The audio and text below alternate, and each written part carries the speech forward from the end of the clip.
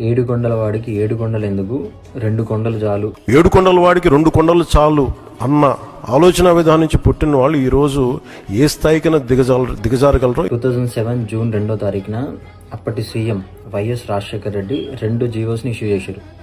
GO number 746, GO number 747.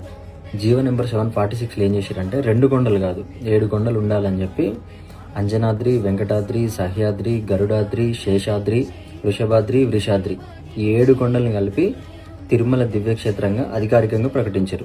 ఈ 7 కొండల్ని TTD పరిధిలోకి తీసుకున్నారు. టీటీడీలో ఎలక్షన్స్ కూడా పెట్టొద్దని చెప్పి ఆ జీవో సారాంశం. జీవో నెంబర్ 747లో ఏముంది అని అంటే టీటీడీతో పాటు రాష్ట్ర వ్యాప్తంగా ఉన్న ఒక 19 ముఖ్య ఆలయాలల్లో, అంటే ఆ టైంలో భద్రాచలం, యాదగిరిగుట్ట, వేములవాడ, శ్రీకాళహస్తి, శ్రీశైలం ఇట్లా ముఖ్య ఆలయాలల్లో హిందూ మతం తప్పితే వేరే మతం ప్రచారం చేయకూడదు అని చెప్పి ఒక జీవో పాస్ చేశారు.